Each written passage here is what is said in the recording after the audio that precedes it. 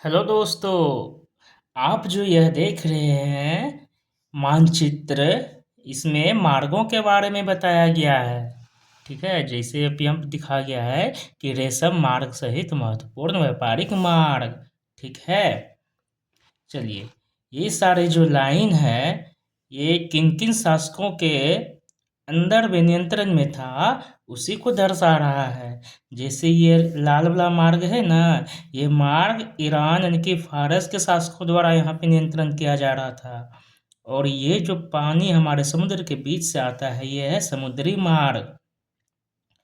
ठीक है, और इस समुद्री मार्ग पर जैसा जो भी हो, इस पर जो है ना शासक किसका रहता था, इन मार्गों पर रोमन शासकों का नियंत्रण था इस ये वाला मार्ग पर। फिर हमारा जो ये ग्रीन टाइप का दिख रहा है, इन पर रहता था ये मार्ग कुषाणों के नियंत्रण में था। ये ग्रीन ग्रीन टाइप का है ना, यहाँ भी ऐसे ऐसे आके देखिए ये ग्रीन ला, ये कुषाणों के लिए। फिर यहाँ से इधर जो आ रहा है ये डार्क रेड टाइप का, ये है इस पर चीनी शासक का नियंत्रण था। ठीक है, और इनसे जुड़ी कुछ महत्वपूर्ण बातें दी गई है, उनको पढ़ते हैं। आगे की बात, लगभग 2200 वर्ष पहले मौर्य साम्राज्य का पतन हो गया। इसके स्थान पर साथ ही अन्य जगहों पर भी क्या हुआ, कई नए राज्यों का उदय हुआ। पश्चिमोत्तर में तथा उत्तर भारत के कुछ भागों में करीब 100 साल तक हिंद यवन राजाओं का शासन रहा। इनके बाद पश्चिमोत्तर और उत्तर तथा पश्चिम भारत पर शक नामक मध्य एशियाई लोगों का शासन स्थापित हुआ। उत्तर तथा पश्चिम भारत पर किसका हुआ, शक नामक मध्य एशियाई लोगों का शासन स्थापित हो गया। इनमें से कुछ राज्य लगभग 500 वर्ष टिके रहे, जब तक कि शक शासकों को गुप्त शासकों से पराजय नहीं मिल गई। शकों के बाद कुषाणों का शासन स्थापित हुआ लगभग 2000 साल पहले। अध्याय 9 में तुम कुषाणों के बारे में और अधिक जानोगे। ठीक है, आगे पढ़ते हैं। उत्तर तथा मध्य भारत के कुछ इलाकों में मौर्य सेनानायक पुष्यमित्र शुंग ने एक राज्य की स्थापना की। शुंगों के बाद, जिसको हम शुंग वंश कहते हैं, किसने क्या था, मौर्य वंश का जो सेनानायक था ना पुष्यमित्र शुंग, उन्होंने ही शुंग वंश की स्थापना की। और शुंगों के बाद कण्व है ना तथा कुछ और वंशों का शासन तब तक चला जब तक लगभग 1700 वर्ष पहले गुप्त साम्राज्य की स्थापना हुई। हमने देखा कि इसका मतलब क्या हुआ 1700 पहले, यानी कि गुप्त साम्राज्य की स्थापना कब हो गई थी, 1700 वर्ष पहले। हमने देखा कि पश्चिम भारत के कुछ हिस्सों पर शकों का शासन था। यहाँ पश्चिम भारत तथा मध्य भारत पर शासन कर रहे सातवाहन शासकों के साथ इनके कई युद्ध हुए। किनका, शकों का युद्ध किसके साथ, तो पश्चिम भारत तथा मध्य भारत पर जो शासन कर रहे थे सातवाहन शासक, उनके साथ। लगभग 2100 साल पहले स्थापित सातवाहन सातवाहन राज कब स्थापित किया गया, तो 2100 साल पहले। और लगभग 400 सालों तक टिका रहा। और वह कब तक राज किया, 400 सालों तक राज किया। ठीक है, लगभग 1700 वर्ष पहले मध्य तथा पश्चिमी भारत में वाकाटक वंश का शासन स्थापित हुआ। मध्य तथा पश्चिम भारत में फिर किसका हो गया, मध्य तथा पश्चिम में सातवाहन के बाद किसका, वाकाटक वंश का शासन स्थापित हो गया। सातवाहन के बाद वाकाटक। दक्षिण भारत में 2200 से लेकर के 1800 साल पूर्व के बीच चोलों, चेरों तथा पांड्यों ने शासन किया। लगभग 1500 साल पहले पल्लवों और चालुक्यों के दो बड़े राज्यों की स्थापना हुई। इसके अलावा और भी कई राज्य और राजा थे। इनके बारे में हमें उनके सिक्कों, पांडुलिपियों तथा पुस्तकों से पता चलता है। इन सब के साथ साथ अनेक ऐसे परिवर्तन भी हो रहे थे जिनमें सामान्य स्त्री पुरुषों का महत्वपूर्ण योगदान था। इनमें कृषि का प्रसार, नए शहरों का विकास, उद्योग तथा व्यापार में प्रगति। व्यापारियों ने एक तरफ जहां उपमहाद्वीप के अंदर तथा बाहर जमीन के रास्ते की खोज की, वहीं पश्चिम एशिया, पूर्व अफ्रीका तथा दक्षिण पूर्वी एशिया के समुद्री रास्ते भी खुले। मंदिरों, स्तूपों तथा अन्य इमारतों का निर्माण हुआ, किताबें लिखी गई, साथ ही वैज्ञानिक खोजें भी हुई। ये सारी बातें साथ साथ हो रही थी। इस पुस्तक के बाकी हिस्सों को पढ़ते हुए तुम इन बातों को ध्यान में रखना। चलिए अब हम पढ़ते हैं इसी के साथ अध्याय 8, जो कि है खुशहाल गांव और समृद्ध शहर के बारे में। तो चलिए शुरू करते हैं।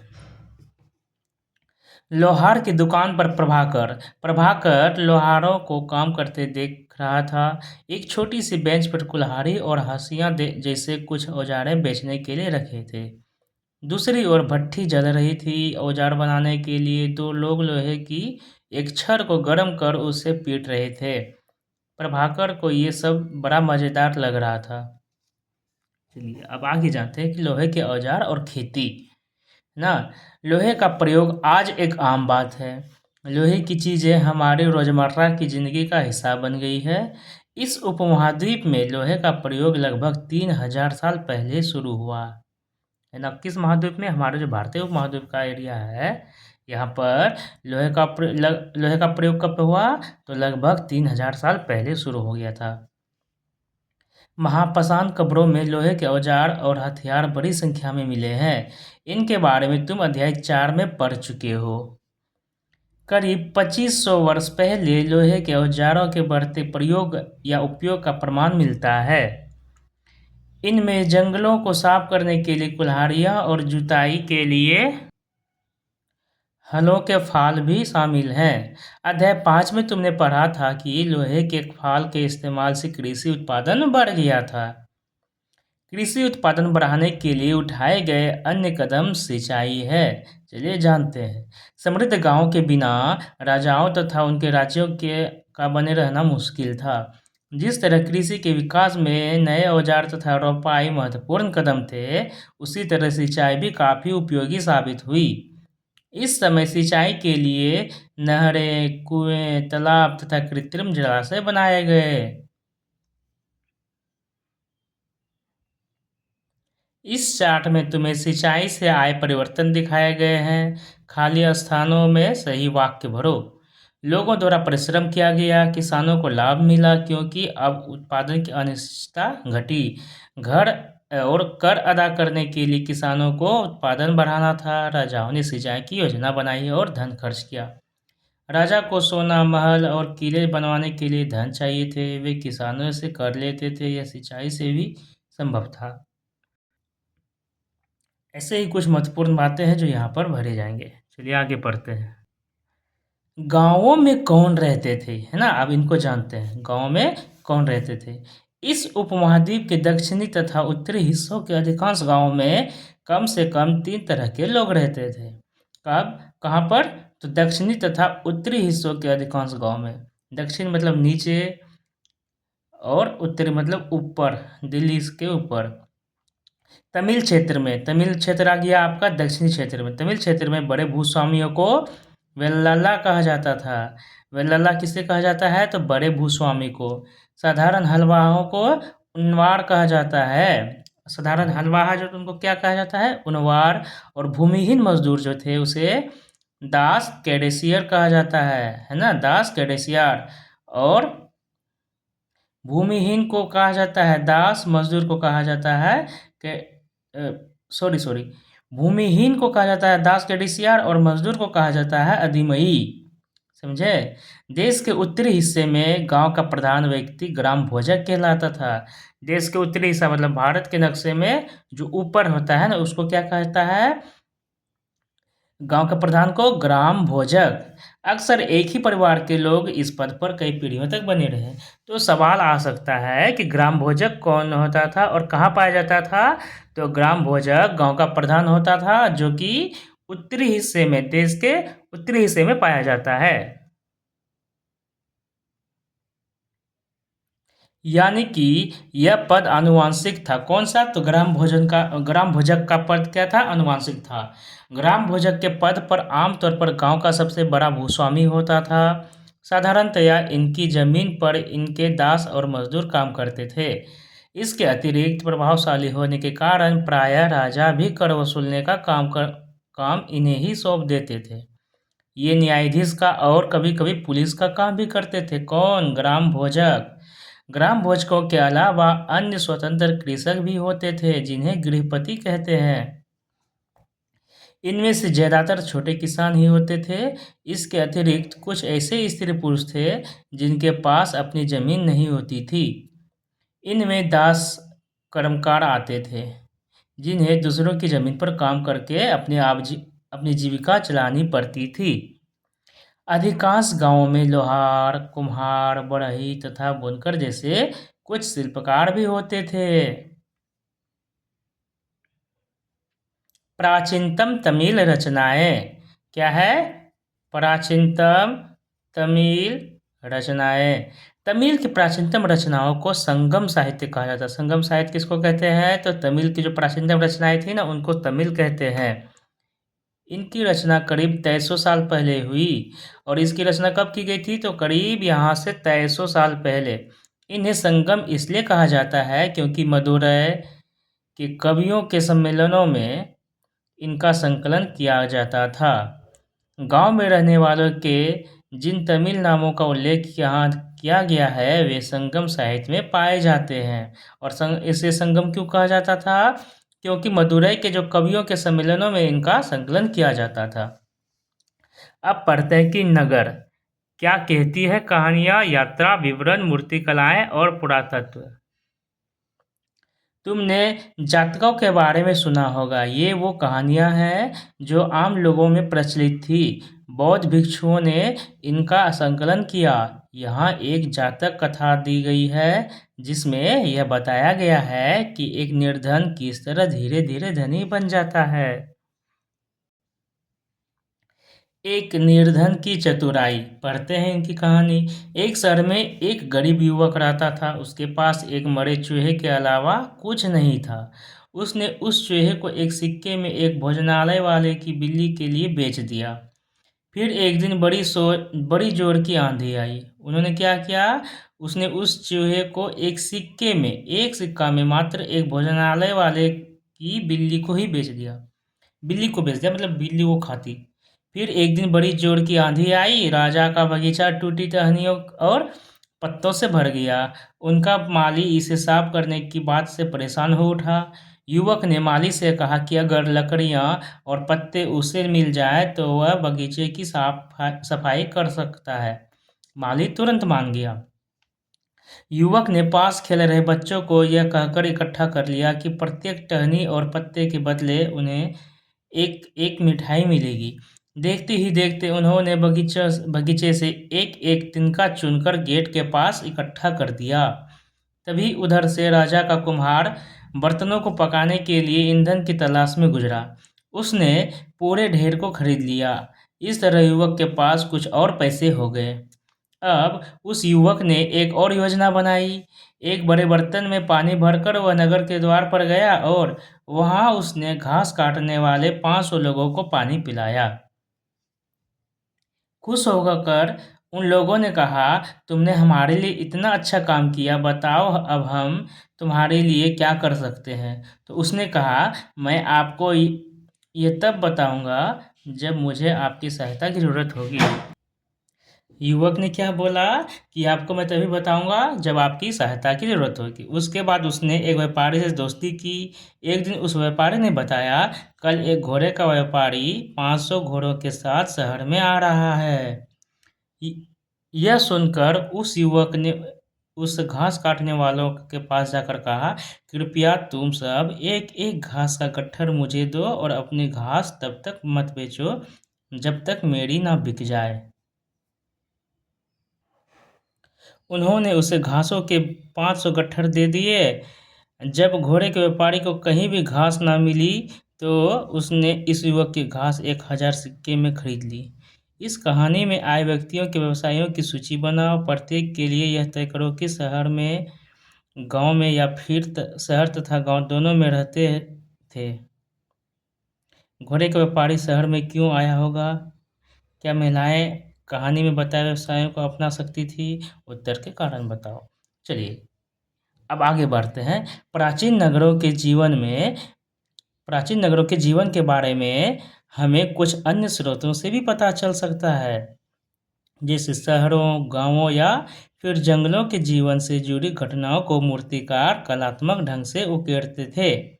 इन मूर्तियों को ऐसी इमारतों की रेलिंग, खंभों या प्रवेश द्वारों पर सजाया जाता था जहां लोग आते थे।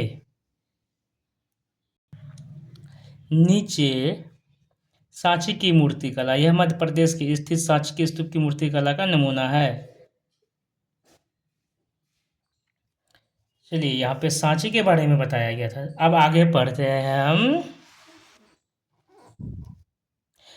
अध्याय 5 में वर्णित अनेक शहर महाजनपदों की राजधानी थे।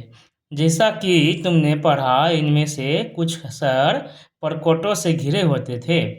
जैसा कि तुम ऊपर के चित्र में देख रहे हो, अनेक शहरों में वलयकूप मिले हैं। ये वलयकूप गुसलखाने, नाली या कूड़ेदान के लिए प्रयुक्त होते थे। प्रायः यह वलयकूप लोगों के घरों में होते थे। महलों, बाजारों या आम घरों के अवशेष बहुत कम मिले हैं। संभवतः लकड़ी, मिट्टी व कच्ची ईंटों या छप्पर से बने होने के कारण ये ज़्यादा समय टिक नहीं पाए। भविष्य में पुरातत्वविद इनकी खोज कर सकते हैं। प्राचीन शहरों के बारे में वहां गए नाविकों तथा यात्रियों के विवरणों द्वारा भी पता चलता है। ऐसा ही एक विस्तृत विवरण किसी अज्ञात यूनानी नाविक का है। जिन जिन पत्तनों पर वह गया, उन सभी के बारे में उसने लिखा है। मानचित्र 7 में भरूच ढूंढो। अब उसके द्वारा दिए गए वर्णन को पढ़ो। चलिए अब आगे पढ़ते हैं हम। बेरी गाजा की कहानी, जो कि भरूच का यूनानी नाम था। बेरी गाजा बेरी गजा की संकरी खाड़ी में समुद्र से आने वाले के लिए नाव चला पाना बहुत मुश्किल होता है। राजा के द्वारा नियुक्त कुशल और अनुभवी स्थानीय मछुआरे ही यहाँ जहाज ला सकते थे।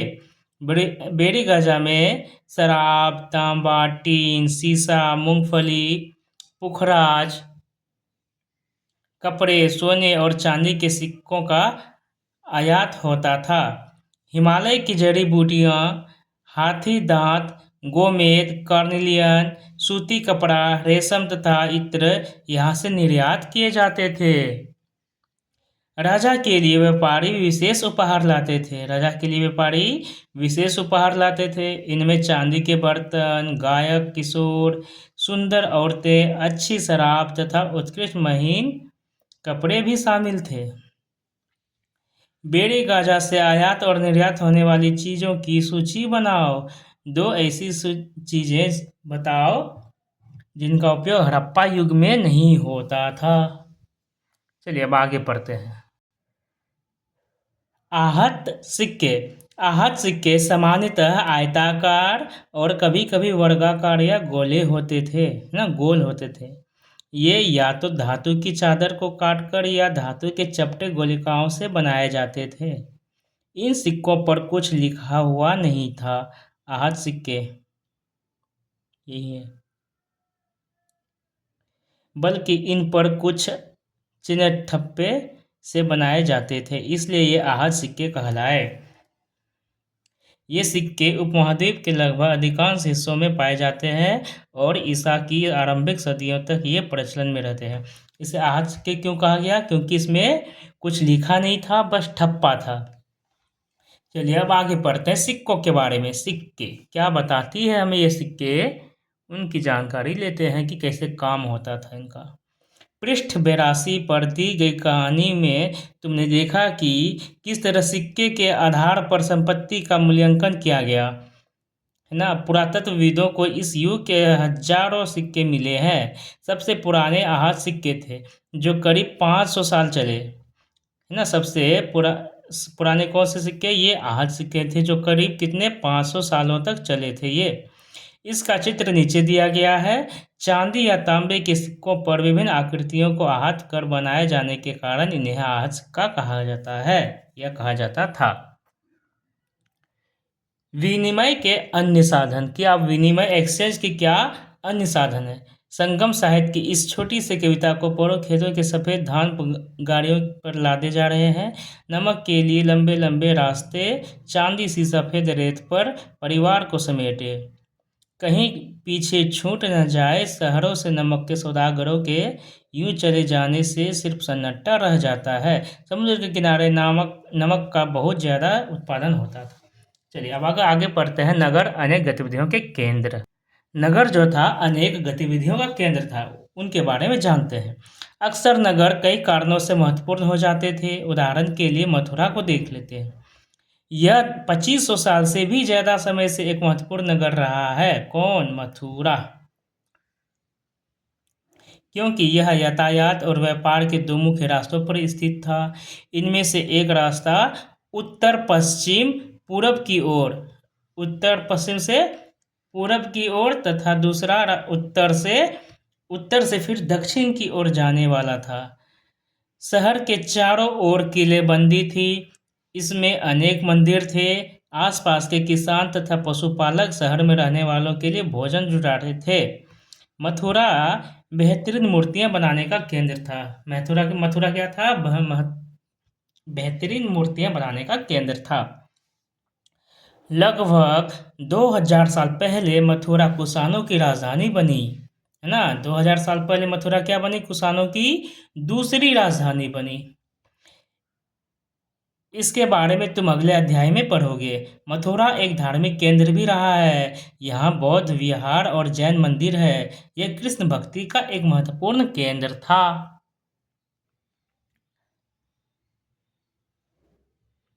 मथुरा में प्रस्तर खंडों तथा मूर्तियों पर अनेक अभिलेख मिले हैं। आमतौर पर ये संक्षिप्त अभिलेख हैं जो स्त्रियों और पुरुषों द्वारा मठों या मंदिरों को दिए जाने वाले दान का उल्लेख करते हैं। प्रायः शहर के राजा रानी, अधिकारी, व्यापारी तथा शिल्पकार इस प्रकार के दान करते थे। उदाहरण के लिए मथुरा के अभिलेख में सुनारों, लोहारों, बुनकरों, टोकरी बुनने वालों, माला बनाने वालों और इत्र बनाने वालों के उल्लेख मिलते हैं। क्या है कि मथुरा में के अभिलेख में किनका उल्लेख मिलता है? सुनारों का, लोहारों का, बुनकरों का, टोकरी बुनने वालों का, माला बनाने वालों और इत्र बनाने वालों का। मथुरा के लोगों के व्यवसायों की एक सूची बनाओ। एक ऐसे व्यवसाय का नाम बताओ जो हड़प्पा में नहीं था।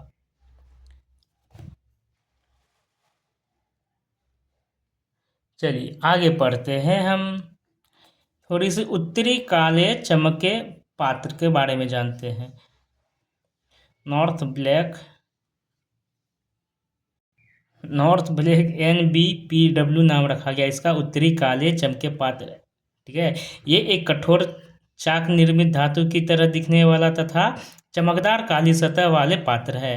इसे बनाने के लिए कुम्हार मिट्टी के बर्तनों को भट्ठों पर उच्च ताप पर रखते थे, जिसके परिणाम स्वरूप इन बर्तनों की बाहरी सतह काली हो जाती थी। इन पर एक पतली काली लेप भी की जाती थी, जो इस बात से शीशे जैसी चमक प्रदान करता था। चलिए अब पढ़ते हैं हम शिल्प तथा शिल्पकार के बारे में जानते हैं। पुरास्थलों से शिल्पों के नमूने मिले हैं। जो पुराने जो स्थल थे उनसे क्या मिले हैं? शिल्पों के नमूने मिले हैं। इनमें मिट्टी के बहुत ही पतले और सुंदर बर्तन मिले हैं, जिन्हें उत्तरी काले चमकीले पात्र कहा जाता है, क्योंकि ये ज़्यादातर उपमहाद्वीप के उत्तरी भाग में मिले हैं। ध्यान रहे कि अन्य दूसरे शिल्पों के अवशेष नहीं बचे होंगे। जैसे कि विभिन्न ग्रंथों से हमें पता चलता है कि कपड़ों का उत्पादन बहुत महत्वपूर्ण था। उत्तर में वाराणसी और दक्षिण में मदुरै इसके प्रसिद्ध केंद्र हैं या केंद्र थे। यहाँ स्त्री पुरुष दोनों काम करते थे। अनेक शिल्पकार तथा व्यापारी अपने अपने संघ बनाने लगे थे, जिन्हें श्रेणी कहते थे, है ना। अनेक व्यापारी और शिल्पकार जो है अपने अपने संघ बनाने लगे थे, जिसे श्रेणी कहा गया था।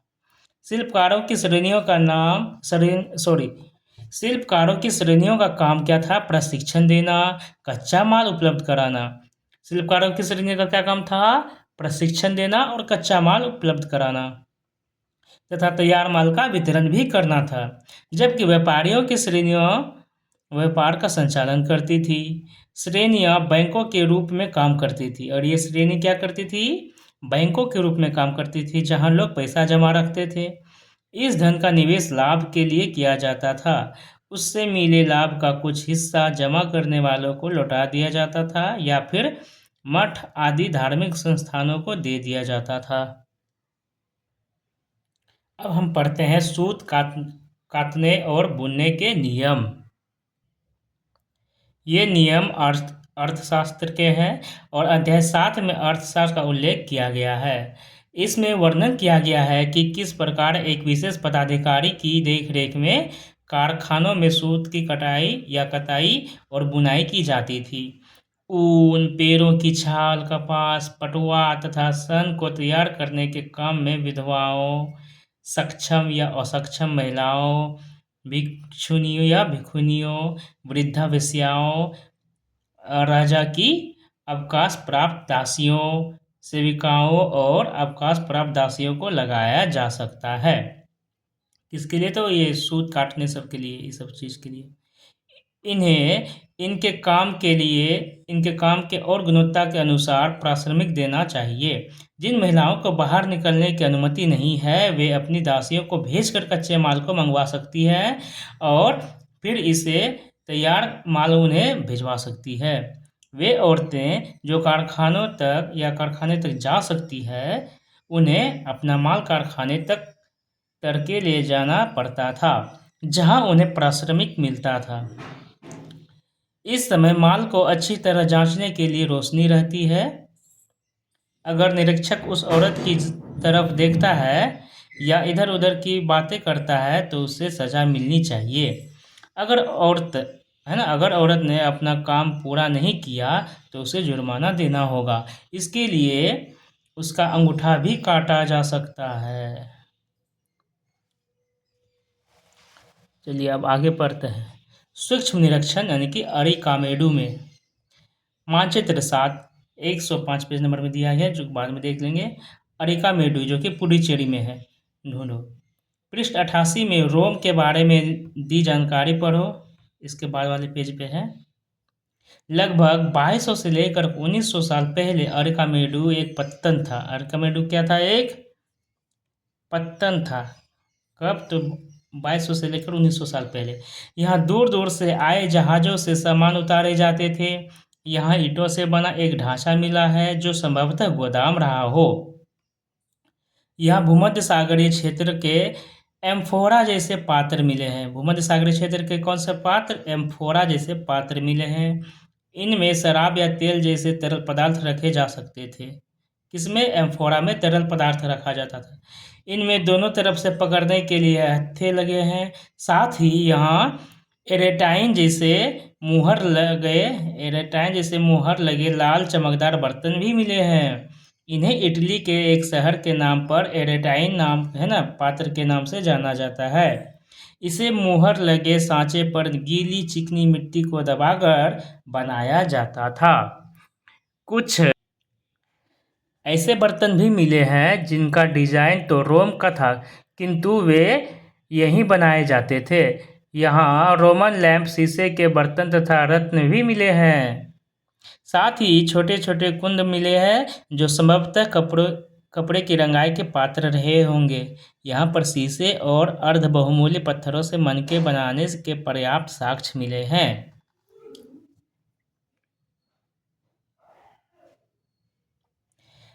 अभिलेखित मिट्टी के बर्तन कई बर्तनों पर ब्राह्मी लिपि में अभिलेख मिले हैं।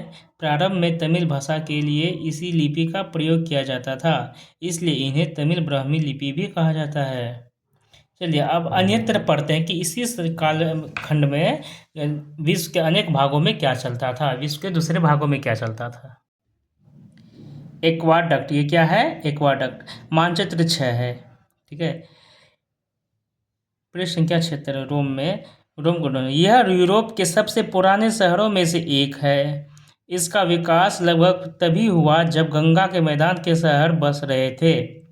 रोम एक बहुत बड़े साम्राज्य की राजधानी था। यह यूरोप, उत्तरी अफ्रीका तथा पश्चिमी एशिया तक फैला साम्राज्य था। इसके सबसे महत्वपूर्ण शासकों में से एक ऑगस्टस ने करीब 2000 साल पहले शासन किया था। उसने कहा था कि रोम ईंटों का शहर था। ऑगस्टस ने क्या कहा था कि रोम ईंटों का शहर था जिसे मैंने संगमरमर का बनवाया। ऑगस्टस और उसके बाद के शासकों ने कई मंदिर तथा महल भी बनवाए। ऑगस्टस ने बड़े बड़े रंगमंडल यानी कि एम्फी थिएटर बनवाए। इनमें चारों तरफ दर्शकों के बैठने की सीढ़ीनुमा जगह होती थी। यहाँ लोग विभिन्न प्रकार के कार्यक्रम देख सकते थे। उन्होंने स्नानागार भी बनवाए जहाँ स्त्रियों तथा पुरुषों के लिए अलग अलग समय निर्धारित थे। यहाँ लोग एक दूसरे से मिलते थे और आराम करते थे। बड़े बड़े जलवाही सेतु यानी कि एक्वाडक्ट के जरिए शहर के स्नानागारों, फव्वारों तथा गुसल खानों के लिए पानी लाया जाता था। ये बड़े खुले रंगमंडल, एम्फी थिएटर और जलवाही सेतु इतने दिनों तक कैसे बचे रहे। चलिए, इस प्रकार यह चैप्टर समाप्त हुआ, लेकिन उससे पहले हम पढ़ते हैं कुछ महत्वपूर्ण तिथियों के बारे में। चलिए उनको जानते हैं। अब हम पढ़ लेते हैं कुछ महत्वपूर्ण तिथियां। उपमहाद्वीप में लोहे के प्रयोग की शुरुआत कब हुई? तो करीब 3000 साल पहले। उपमहाद्वीप में लोहे की शुरुआत कब हुई? तो लगभग 3000 साल पहले। लोहे के प्रयोग में बढ़ोतरी नगर आहत सिक्के करीब 2500 साल पहले उपयोग में आए। संगम साहित्य की रचना की शुरुआत कब हुई थी? संगम साहित्य की रचना तो 2300 साल पहले। संगम साहित्य कहाँ पर? तो दक्षिण के क्षेत्रों में, तमिल के क्षेत्रों में। अरिकामेडु का पत्तन करीब 2200 से लेकर 1900 साल पहले इनका पता चला था। चलिए, इतना हम जान लेते हैं। अरिकामेडु का पत्तन करीब 2200 से लेकर के 1900 साल पहले। ये कुछ महत्वपूर्ण तिथियां थी। अब थोड़ा सा इनको भी देख लेते हैं, खाली जगहों को भरो। तमिल में बड़े भूस्वामी को क्या कहा जाता था? तो वेल्लल्ला कहा जाता था। और ग्रामीण भोजों की जमीन पर प्रायः डैश द्वारा खेती की जाती थी। ग्रामीण भोजों का जो जमीन था, दास और छोटे छोटे जो मजदूर थे उनके द्वारा खेती की जाती थी। तमिल में हलवाई को क्या कहा जाता है? तो उनवार कहते थे। तमिल में हलवाई को उनवार। अधिकांश गृहपति क्या करते थे? तो छोटे भूस्वामी या छोटे किसान होते थे। अधिकांश गृहपति छोटे भूस्वामी या छोटे किसान होते थे। ठीक है। अब इसी प्रकार है हमारा ऑब्जेक्टिव दिया गया है कुछ कि कौम में क्या है, वलय कूप का उपयोग किस लिए करते थे? आपको पता है ना, वलय कूप जो हमने पढ़ा उसमें वलय कूप का उपयोग क्या था कि गुसल खानों या नाली के लिए या कचरा कूड़ेदान के लिए उपयोग किया जाता था। तो नाली मतलब जल निकास, तो इसका उपयोग क्या होगा? जल निकास के लिए किया जाता था। फिर आहत सिक्के के बारे में हमने पढ़ा। तो आहत सिक्के जो था वो चौकट्ठा या तो गोलाकार भी होता था, लेकिन उस पर कुछ छपा नहीं होता था, बस मुहर रहता था।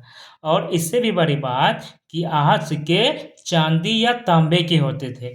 तो हमारे यहाँ ऑप्शन में क्या क्या है? चांदी है, सोना है, टीन है, हाथी के दांत से बने थे, ऐसा है। तो हमारे पास क्या है? चांदी और तांबा से होता था, लेकिन यहाँ पे सिर्फ चांदी है तो चांदी को टिक करेंगे। और है मथुरा महत्वपूर्ण था किस लिए? कि गांव के लिए, पत्तन के लिए, धार्मिक केंद्र के लिए, जंगल क्षेत्र के लिए? नहीं, मथुरा आपको पता है कि वहां पर मूर्तियों का निर्माण होता था, बहुत ज़्यादा मात्रा में मूर्ति का निर्माण होता था, इसलिए वह कृष्ण का जगह था, कृष्ण भक्ति का जगह था, तो वह धार्मिक केंद्र था, है ना। अब श्रेणी किसको कहते थे? शिल्पकार और व्यापारियों का जो संघ था ना, उसी को तो श्रेणी कहा जाता था। हमारे ऑप्शन में शिल्पकार तो है लेकिन व्यापारी नहीं है, तो इसका आंसर हो जाएगा शिल्पकार। तो चलिए आपसे मिलते हैं अब अगले अध्याय 9 में।